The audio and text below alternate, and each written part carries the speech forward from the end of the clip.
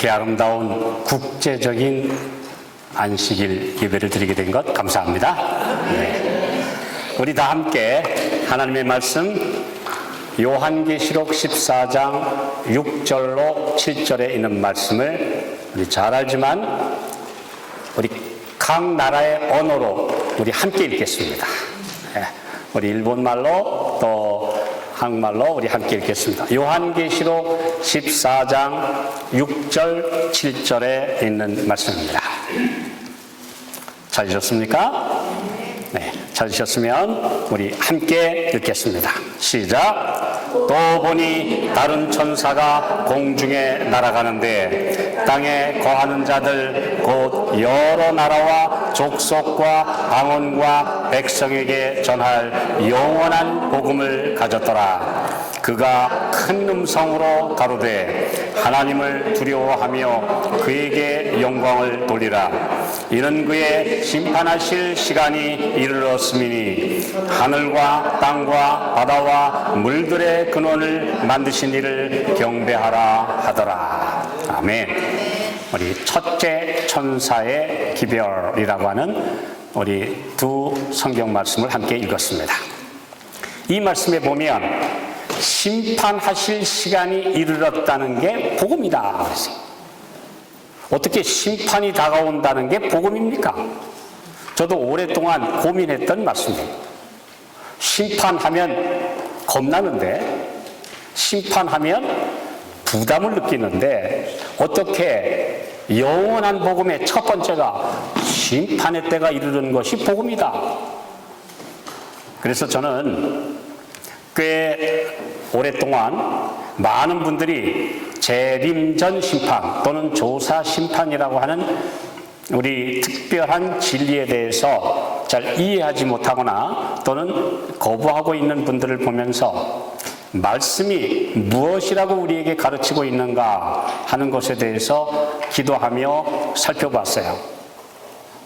그리고 나서 제 마음에 한없는 기쁨이 왔어요.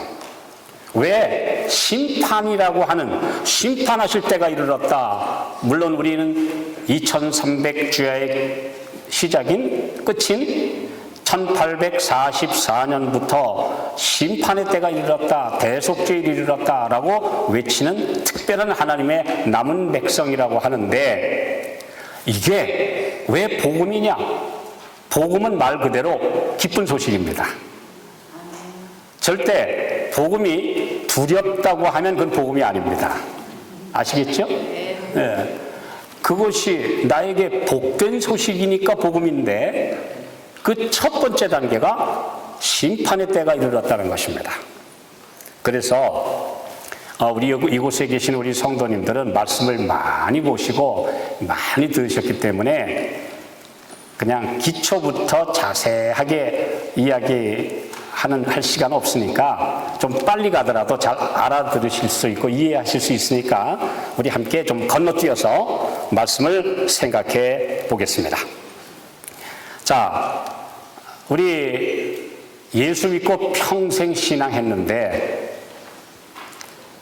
혹시 우리 가족 중에나 지인들 중에서 주 안에 잠드시는 분들 보니까 그 상태 그대로 하늘에 올라갈 수 있던가요? 없던가요? 고개를 이렇게 하시는 분들이 계시는 거 보니까 아니 내 부모님, 내 가족, 우리 사랑하는 지인들 언젠가는 주 안에 잠드는데 딱 그러잖아요. 주 안에 잠들었다고 그러잖아요. 예수 믿고. 그런데도 이 상태 이대로 하늘에 갖다 놓으면 성도로 살만하다라고 확신이 듭니까? 안 듭니까? 아니시라고요. 그 문제 있잖아요. 맞죠? 우리 인간이 보기에 그 상태 가지고는 완전하게 된 사람 아무도 없어요. 너희 아버지의 온전하신 같이 너희도 온전하라 그랬는데 그렇게 온전하게 된 사람 저 평생에 한 분도 못 빼고 많이 돌아가셨어요.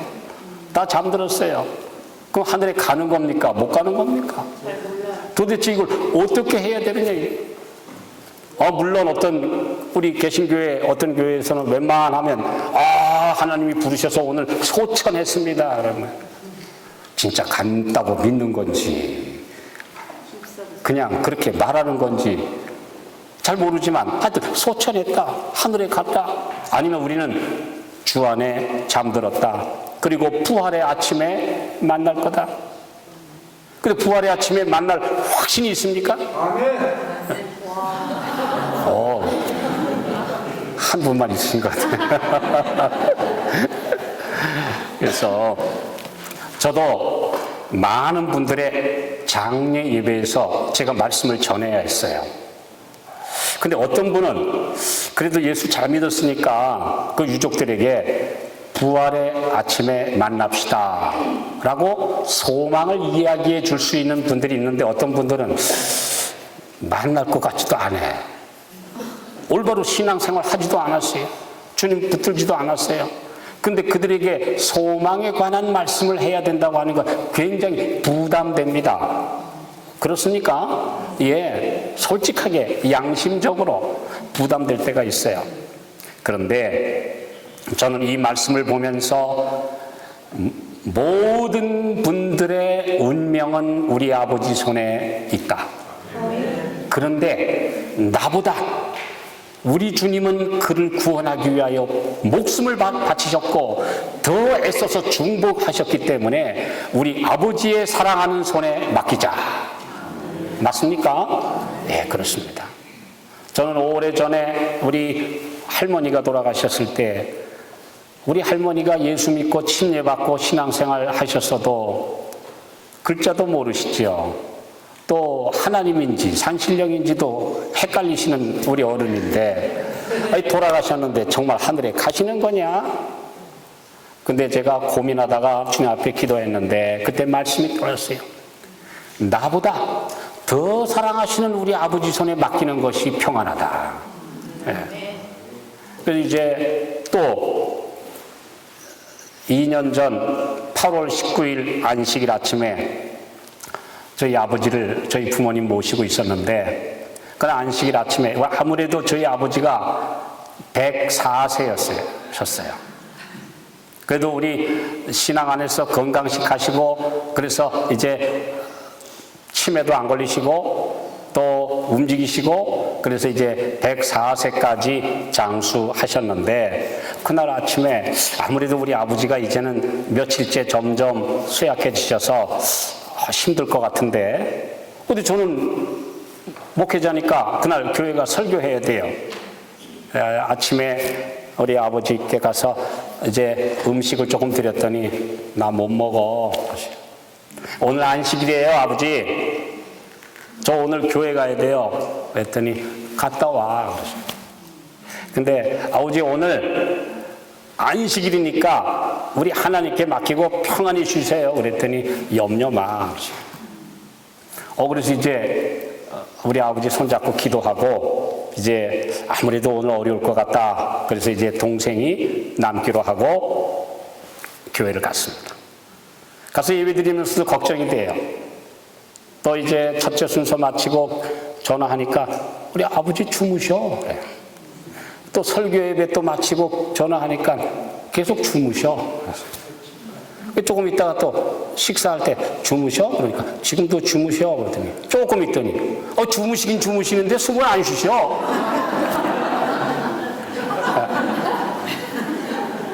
잠드셨어요.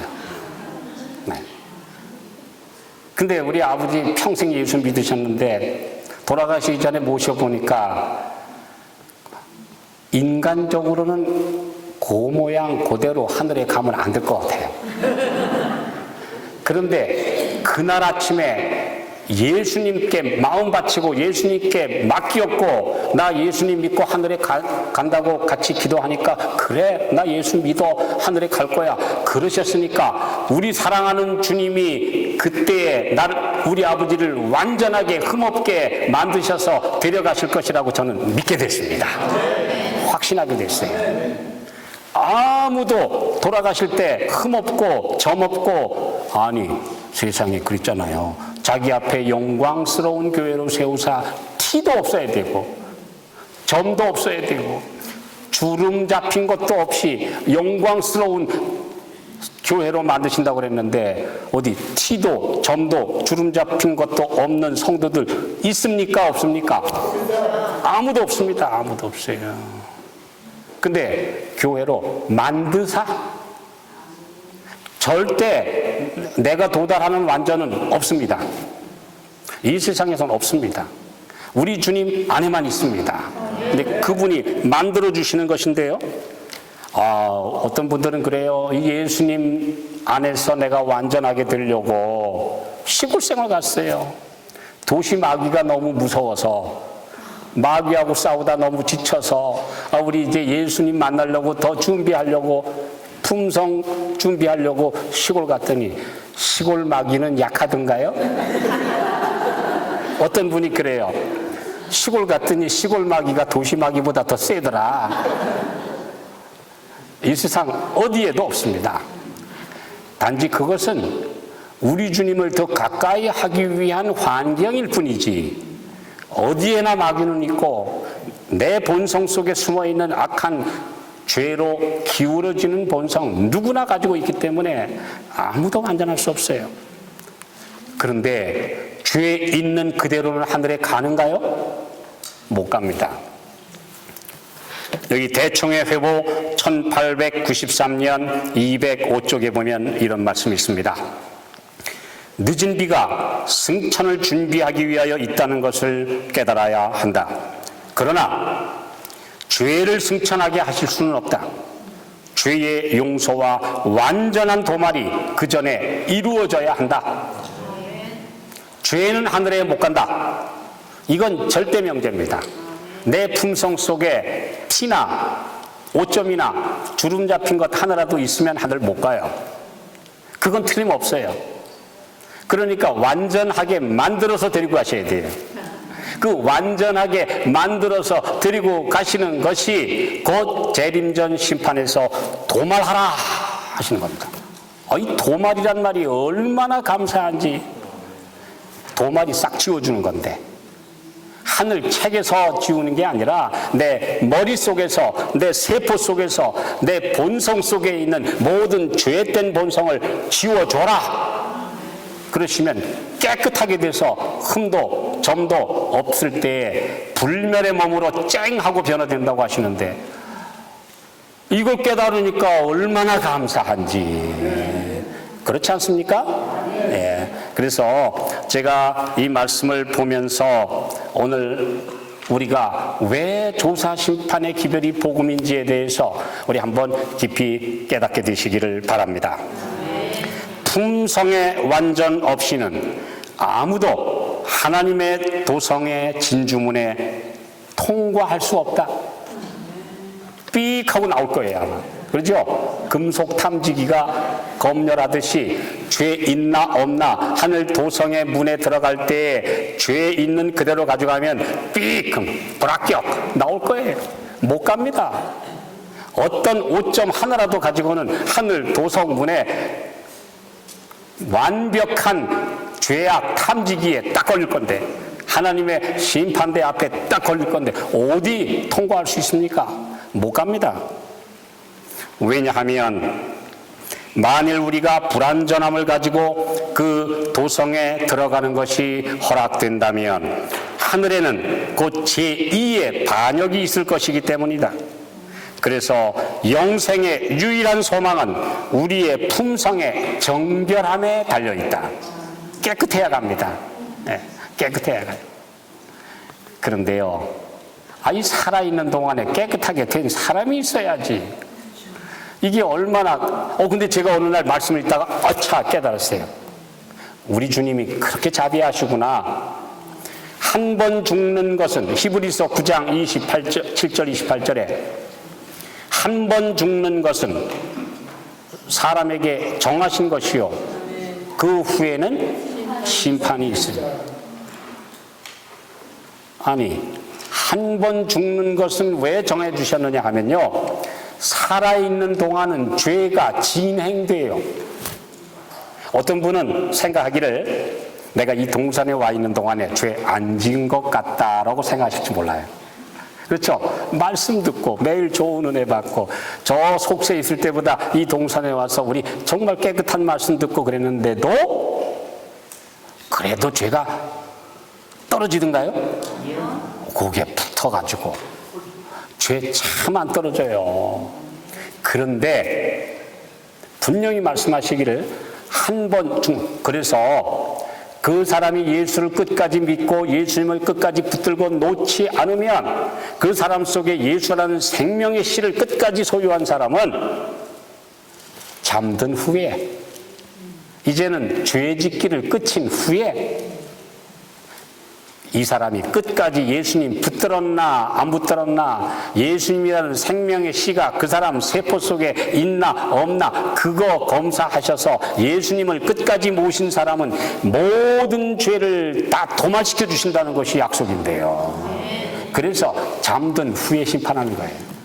죽은 후에 그동안의 6,000년 동안에 아담 이래로 예수를 믿고 소망 속에 잠들었던 그 많은 사람들을 이제 대속죄일에 다 검사하셔서 다른 거 검사하는 게 아니에요.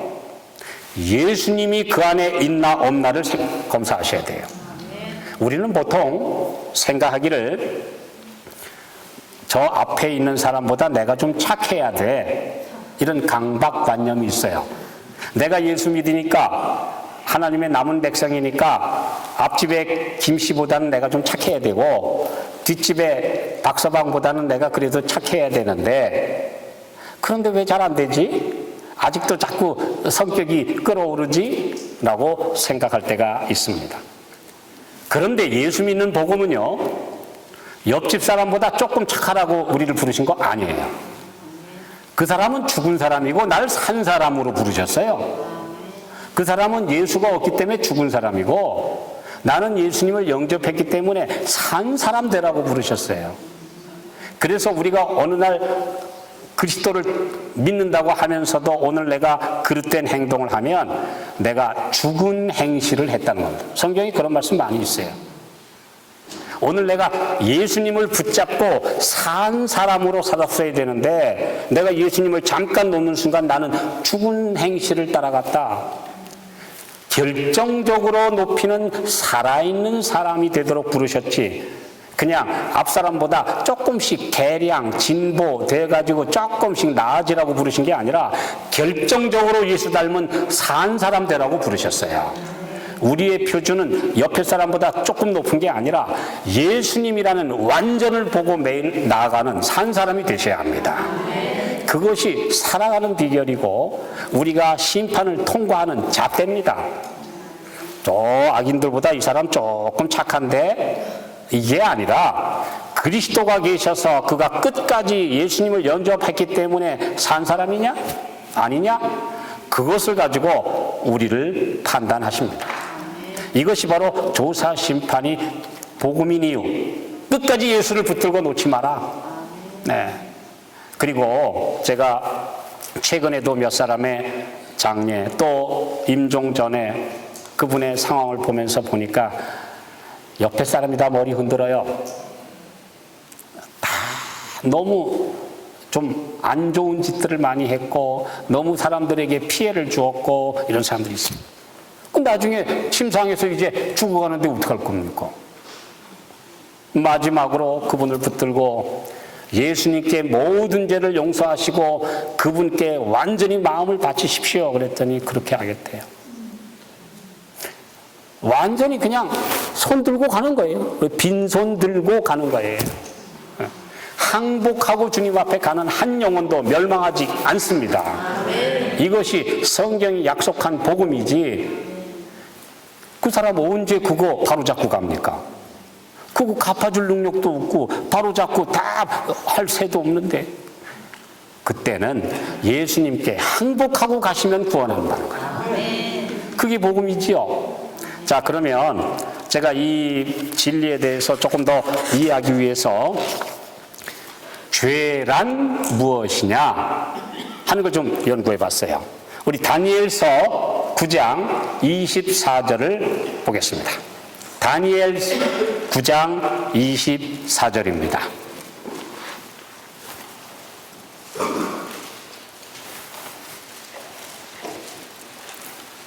자, 우리 찾으셨습니까? 아주 중요한 성경절이니까 한번 찾아보시기 바랍니다. 다니엘 9장 24절. 네 백성과 네 거룩한 성을 위하여 70일에로 기한을 정하였나니 허물이 마치며 죄가 끝나며 죄악이 영속되며 영원한 의가 드러나며 이상과 예언이 응하며 또 지극히 거룩한 자가 기름 부음을 받으리라. 가브리엘 천사가 다니엘 선지자에게 2300주야와 또 거기에서 특별한 기간인 70주일을 떼어낸 것에 대해서 예언하면서 예수님이 오셔서 하실 일이 이거다. 예수님이 오셔서 70주일, 7749, 70번씩 7번이라도 용서하라는 그 말씀처럼 490년의 마지막 자비의 기간을 유대인들에게 또 주셨다. 그런데 그때 예수님이 오셔서 기록히 이제 메시아가 오셔서 하실 일이 뭐냐? 허물이 마치며 죄가 끝나며 죄악이 영속되며. 제가 어렸을 때부터 성경을 읽으면 뭐 이렇게 죄가 종류가 많어? 그래서 뭐 허물과 죄로 죽었던 너희를 살리셨도다. 허물은 뭐고 죄는 뭐지? 성경에요, 허물과 죄라는 단어가 함께 나오는 게 7번입니다. 허물과 죄를 용서하신다. 허물과 죄를, 왜요? 에베소서 2장 1절에 너희 허물과 죄로 죽었던 너희를 살리셨도다. 이 허물은 뭐냐? 자, 우리 이제 또 우리 시편 32편 또 한번 찾아보겠습니다. 시편 32편 1절과 2절을 또 한번 보겠습니다. 시편 32편 1절, 2절. 자, 우리 한번 함께 읽어보실까요? 네. 자, 시작. 아니, 함께 하겠습니다. 시작. 허물의 사함을 얻고 그 죄의 가리움을 받은 자는 복이 있도다. 마음에 간사가 없고 여호와께 정죄를 당치 않은 자는 복이 있도다. 여기도 뭐라 그래요? 허물의 사하심을 얻고 그 죄의 가리움을 받은 자는 복이 있도다. 마음에 간사, 속임수가 없고 여호와께 정죄를 당하지 않은 자는 복이 있다. 여기도 죄가 몇 가지 나와요. 허물, 죄, 죄악, 정죄, 또는 그걸 속이려고 하는 간사, 속임수, 이런 게 다 죄입니다. 다 죄인데 제가 이 말씀을 보면서 굉장히 깊은 감동을 받았어요. 자, 허물이란 뭐냐? 허물은 영어로는 transgression이라고 하고 히브리어로는 페시아라고 하는데요, 반역이라는 뜻입니다. 그러니까 우리가 일상 저지르는 생각, 말, 행동, 모든 저지르는 죄는 다 허물이에요. 허물. 그러니까 우리가 지금 맨날 짓는 죄는 다 뭐냐? 허물 짓고 사는 거야, 허물. 그래서 하나님을 떠난 상태에서 우리가 저지르는 말, 생각, 행동, 모든 것들은 다 허물입니다. 그래서 허물투성이에요. 허물투성이. 허물 없는 사람 있습니까? 아무도 없어요. 허물. 그런데 예수님 안에 들어오면 아까 다니엘서 9장 24절에 허물이 마치게 해주시겠다 그랬어요. 예수님의 십자가의 능력이 우리 가운데 들어오면 죄 짓기를 끝이게 해주시겠다. 그게 목표예요. 제가 며칠 전에 말씀드렸죠? 하나님의 모든 명령은 허락이다. 자, 다시 한번. 하나님의 모든 명령은 뭐다? 허락이다. 또는 약속이다.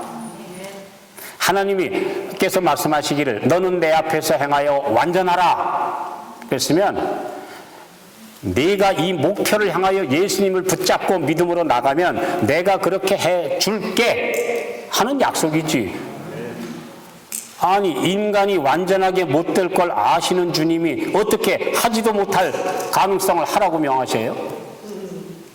우리가 완전하지 못할 걸 아시는데 완전하라고 하신 이유는 뭐냐? 너 내 안에 끝까지 나를 붙들고 있으면 내가 완전하게 해 줄게 하시는 약속이에요. 예. 그래서 오늘 우리 앞에 요단강에 찬물이 발에 잠길지라도 법궤 하나님의 약속 언약을 붙들고 전진하라.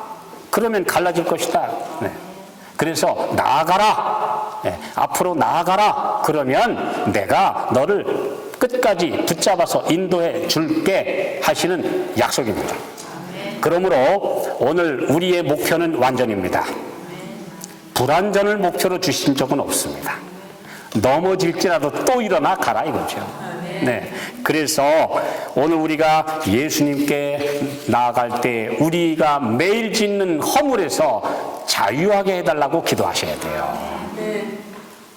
그리스도께서 돌아가신 것은 계속해서 범죄하면 희망이 없다는 사실을 죄인들에게 입증하기 위해서였고, 예수 안에서 죄를 이길 수 있다는 것을 보여주기 위해 오셨다. 그래서 오늘 우리가 허물이 마치게 해주신다는 약속을 믿고 완전을 향하여 매일 믿음으로 전진 또 전진 하셔야 합니다. 그렇게 할 때에, 그러니까 오늘 우리가 어떤 사람들은 그냥 예수님 믿으면 구원받는다니까 믿습니다, 할렐루야 하면 구원받는다가 아니라 믿는다는 말과 믿음은 다릅니다. 믿음은 움직이는 동력이며 그 안에 그리스도가 와 계신 능력이기 때문에 그렇게 살아가는 힘이에요.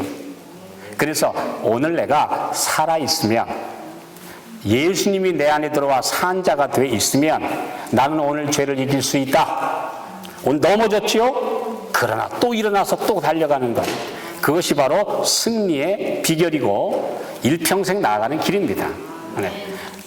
그 다음 두 번째, 허물이 마치며, 두 번째로는 죄가 끝나며. 근데 이 끝은요, 종말이란 뜻입니다. 예수님이 오셔서 하시는 역할의 두 번째는 죄를 아주 종말을 맞게 해주신다. 그러면 이 죄가 뭐길래? 이 죄는요, sin, 영어로 sin이라고 하고 히브리어로 하타트라고 하는 말인데, 관역을 빗나갔다 이런 뜻입니다. 네, 관역을 빗나갔다. 그건 뭐냐 하면 빗나간 본성입니다. 빗나간 본성. 근데 요거는 없어질까요? 안 없어질까요? 우리 평생 예수 믿어도 내 속에서 살살 빗나가게 유혹하는 죄된 본성, 죄로 기울어 가도는 하는 유혹, 요거 있을까요? 없을까요? 평생 있습니다. 많은 분들이 요걸 모르고 예수 믿고 구원받으면 됐지 뭘 또 심판하냐 그러는데 요게 안 떨어집니다. 죄가 얼마나 지긋지긋하냐 하면 예레미야 17장 1절 보십시오. 예레미야 17장 1절 보면 죄 절대 자기가 못 됩니다. 네, 예레미야 17장 1절에 있는 말씀,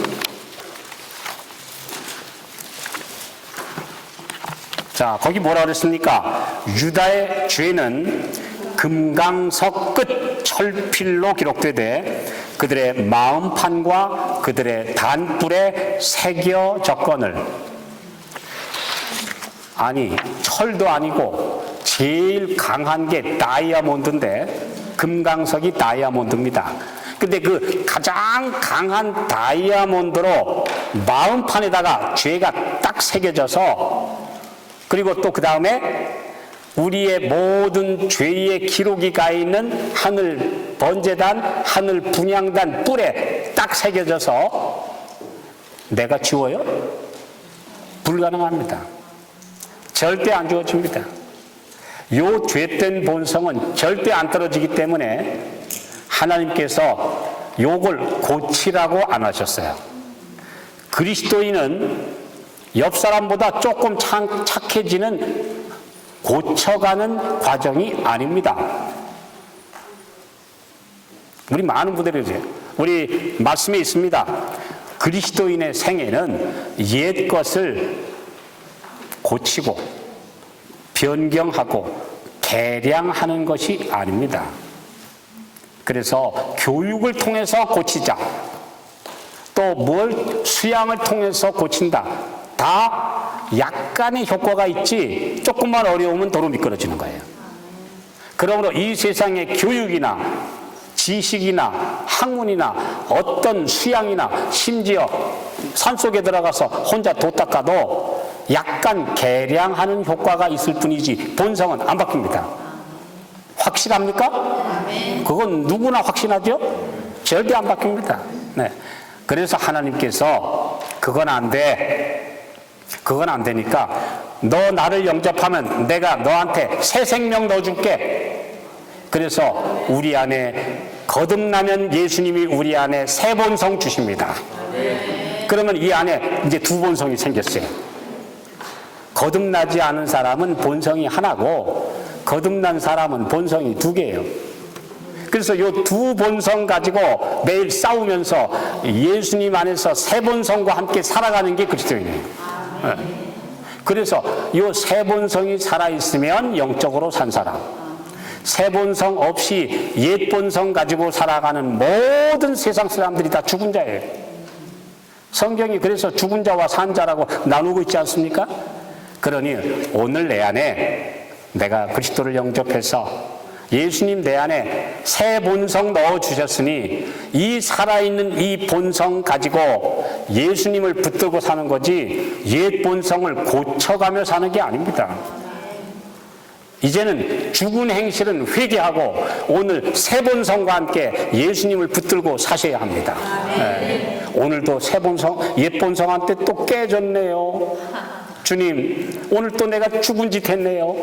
주님, 저를 살려주시니 오늘 또 성령을 통해 새 본성과 함께 살겠습니다. 그러다 보면 새 본성은 자라나고 옛 본성은 죽어가고 나중엔 유혹의 목소리가 점점 작아지고 성령의 음성은 점점 더 크게 들려서 완전히 성령께 굴복하게 될 것입니다. 이게 우리가 변화되는 거지. 내 성질을 오늘 조금 고쳐보려고. 그래서 그리스도 앞에 굴복은 단계적 굴복이 아니라 단번에 굴복해야 돼요.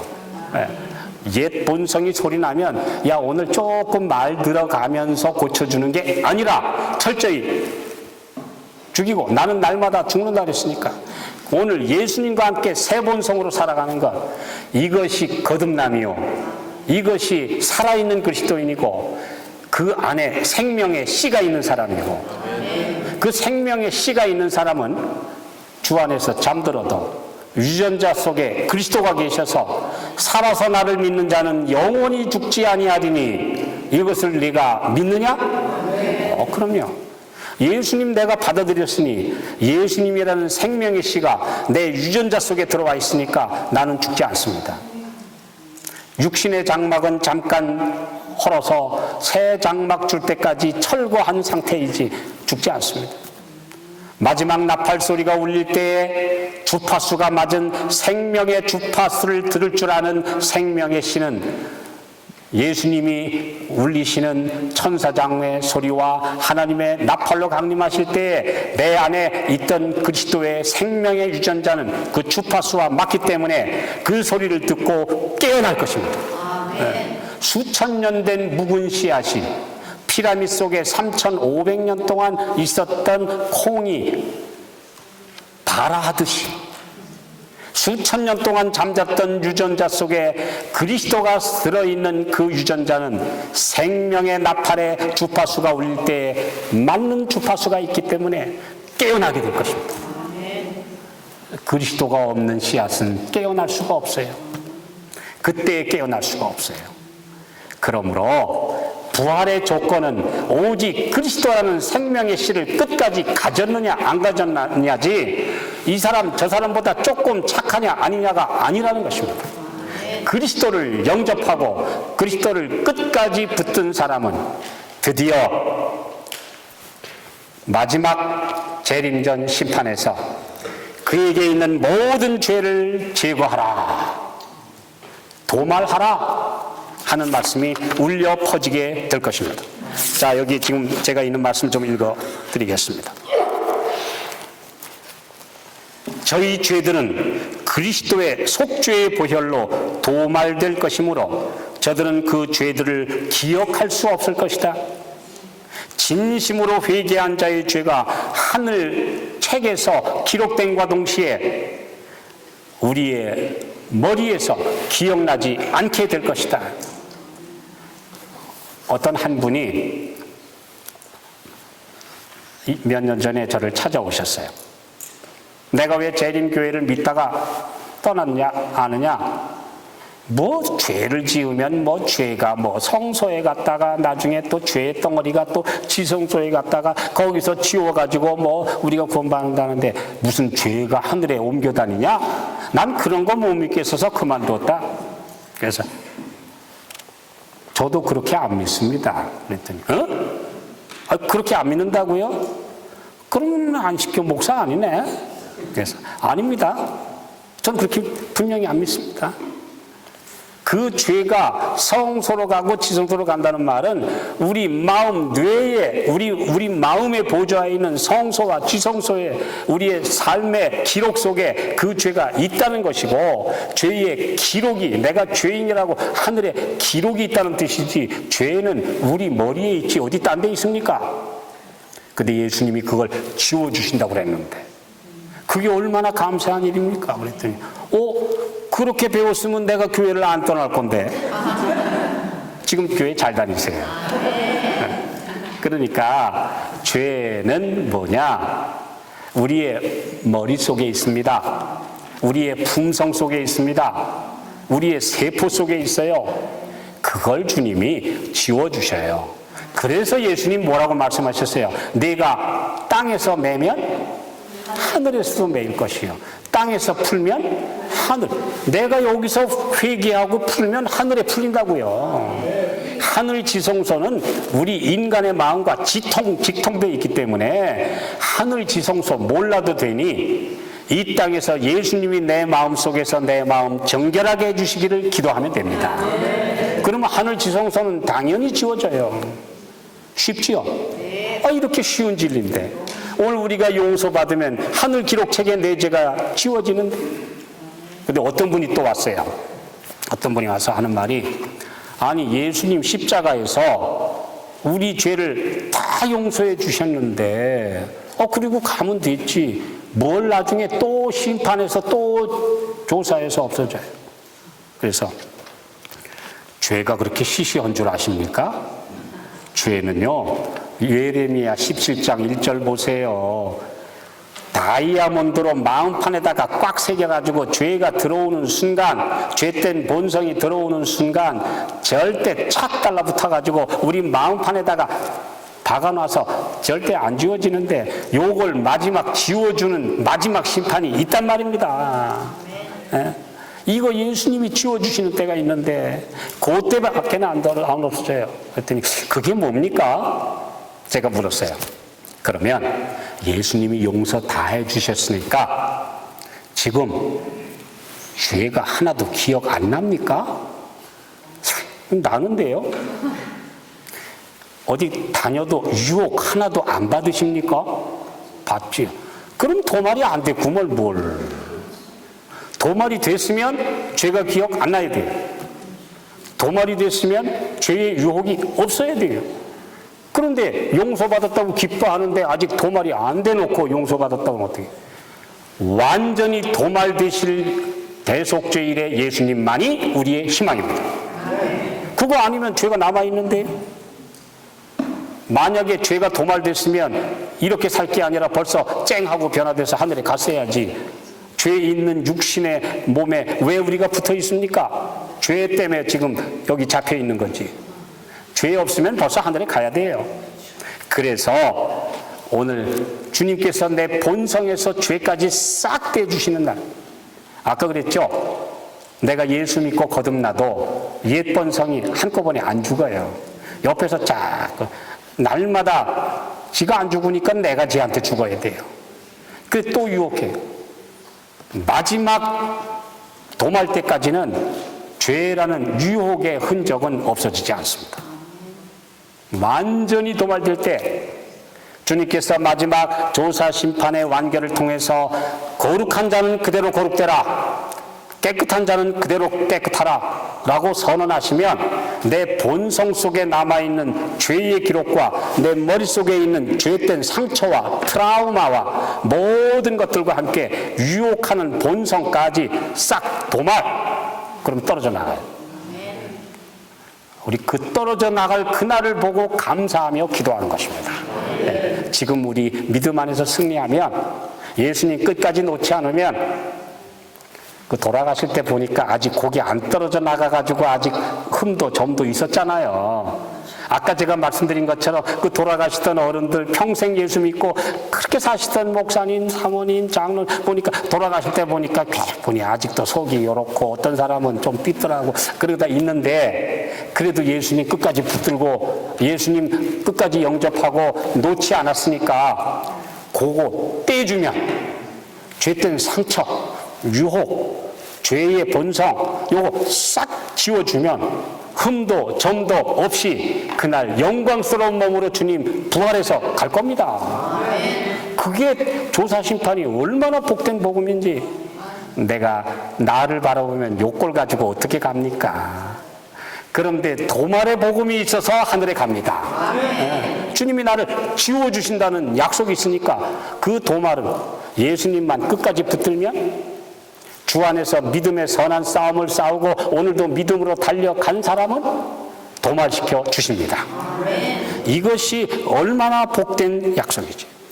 이 도말이란 오직 그리스도만이 하시는, 만유의 재판장이신 그리스도만이 온 우주 앞에서 마지막 선언하시는 다 이루었다라고 하시는 선언 때 이루어지는 일이지 지금은 다 이룬 게 아니에요. 오늘 그래서 우리 주님을 바라보며 사는 것입니다. 자, 이제 세 번째로 아까 죄악이 영속되며라고 그랬죠? 죄악이 영속되며 우리 다니엘 9장 24절에 말씀했죠? 여기에 죄악은 영어로 iniquity라고 하고 히브리어로는 아온이라고 하는데요. 죄책감, 죄의 형벌, 트라우마 이런 겁니다. 이제 제가 이 문제와 함께 자세한 말씀을 내일 말씀드리겠는데요. 지금 예수님 안에서 신실하게 사는 사람은 안식일마다 작은 도말이 이루어져야 돼요. 안식년의 경험 속에 더 큰 도말이 이루어져야 돼요. 그런 사람 나중에 신년의 마지막 도말 때 싹 도말돼요.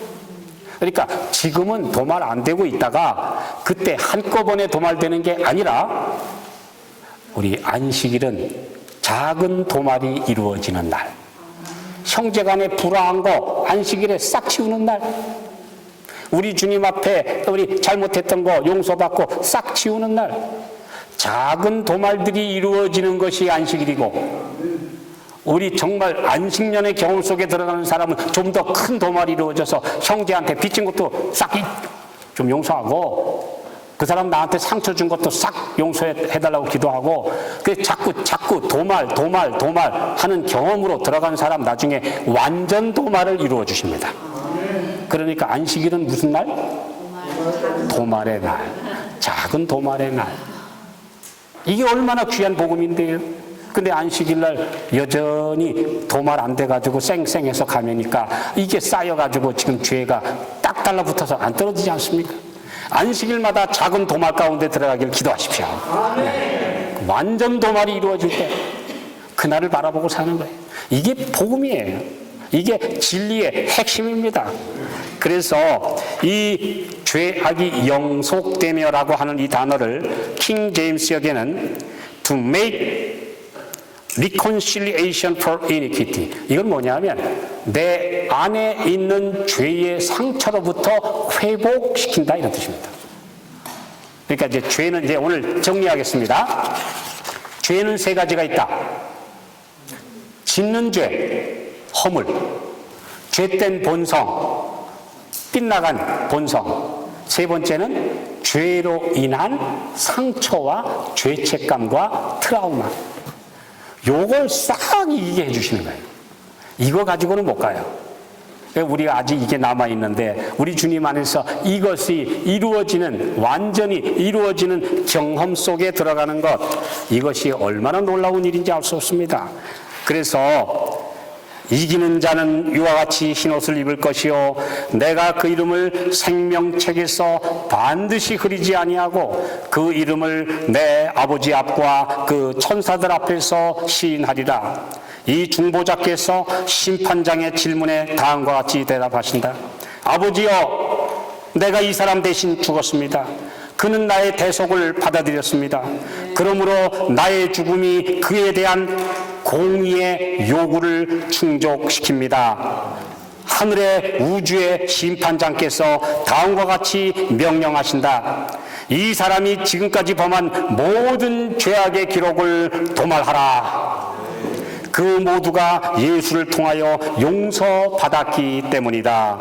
그를 전혀 의인으로 여겨라. 생명책에 그 이름을 새겨두어라. 그가 영원히 살 것이다.